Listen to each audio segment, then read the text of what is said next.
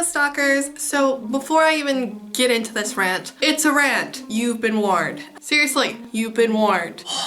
Alright, so I want to talk to you about the dark side of being a foreigner because sometimes it just sucks so freaking hard. Now, it doesn't matter where you come from. You are never ever gonna be immune to this. I promise you this. And I'm sorry that I have to promise you that. What I'm gonna share with you, it's gonna be hard to swallow. And for the longest time, I put myself through this agony of trying to hold on, and in the end, it isn't worth it. If you're the type of person that has the mindset and the will and the ambition to go out and discover a new place and adapt to a new culture, you ultimately are going to come across those people who are going to judge you based on your country's negative stereotypes.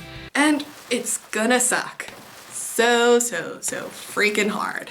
Nothing in life is worse than when you come across somebody who just underestimates you.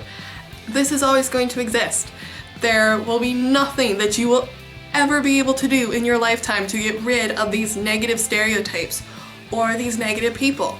The only thing that is in your power is how you choose to deal with the situation when it arises. In my personal opinion, and in my recommendation to you, is you can be productive or you can be unproductive. And for the longest time, I chose the unproductive route, which was ignoring it, being angry, being sad, and just overall like hating these people.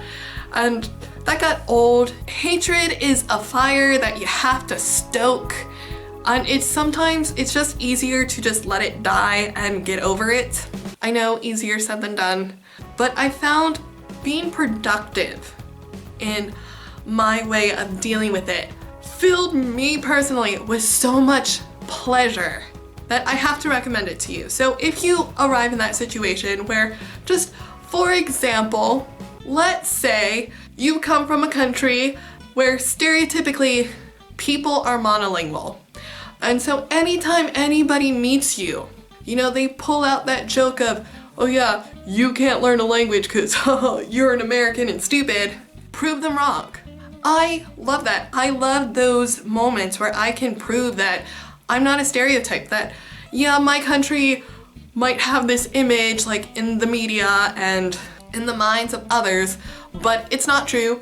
I can speak English, I can speak French, and I'm working on Dutch because yeah, I'm an American, I'm not stupid, I'm awesome, go me. I love that. I love that moment. And that moment is so much more satisfying because not only are you changing the mind of someone else normally, you can make a friend there. My experience has shown me that ignorance, it's caused by a lack of knowledge. And I happen to be a self-proclaimed expert on my country, and so if I can share with you my knowledge of my country and you can learn from it and you can have a more positive image of my country, that's awesome. I love that, and that is being productive. And not only that, but it's one step closer to breaking those stupid negative stereotypes, which I don't think I will ever succeed because they're always going to be there.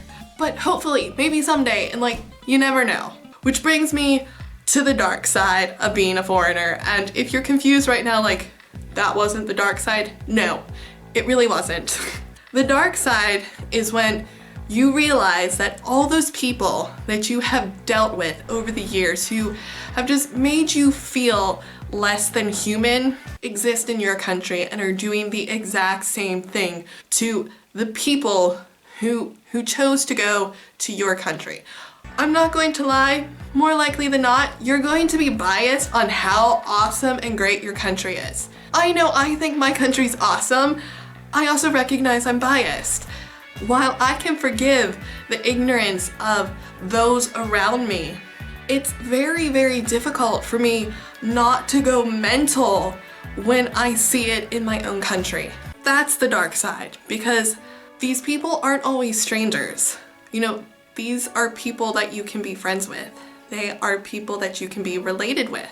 it can happen that while some of them might change their mind, that you can have a positive influence, that they will be able to see foreigners or refugees or asylum seekers in a new light because of their connection with you, there are going to be those individuals who never change their mind, who will say their awful, awful things, and in their mind, they're not talking about you. You know, they're not talking about my husband or my children. You know, they're talking about those foreigners over there. What they don't understand is I am with those foreigners over there. We're all part of the same group. And you could get to a point where your point of view is so drastically different from theirs that they're going to cut you off. I'm sad to say that I have experience in this, where I have called a couple of my family members out for their more negative comments that they have chosen to post on Facebook, and their way of dealing with me was to block me, which I'm all for. That's their loss. But another situation that can happen is that you surpass them and you are so far ahead and they are so far behind that you end up in a situation where they end up getting left behind, and you have this decision of, do I want this person in my life or don't I? And that's really, really difficult, because I have this situation where a certain family member of mine has an opinion, and I try to look at it as, this person loves me, they want to look out for me, but their opinion is mental. Before my husband and I got married, there were a couple people who expressed to me their fear that my husband only wanted to marry me because of obtaining a green card, which I thought was really funny, and I still do, because he has never shown any interest in living in America, and unless something drastically changes back home in terms of quality of life and all that, we're probably never ever gonna live there again. And that was something that was really difficult for me to even accept, because I love America, I would love to live there, but I also like vacation time and getting paid well and, you know, less work hours and healthcare and benefits, things that like aren't that great in the US right now. And so it happened that we were moving and I posted it on Facebook, and said person who, in their mind, the only reason my husband and I are still married is because he wants a green card, messaged me and said, well, I suppose you're moving to America now despite you saying that was never gonna happen. And my response was, no, we're moving to Belgium. That was sort of the straw that broke the camel's back. I ended up blocking the person because I don't want that negativity in my life. And that's difficult. That is the dark side of being a foreigner, are those people who are closed-minded and just can't accept things.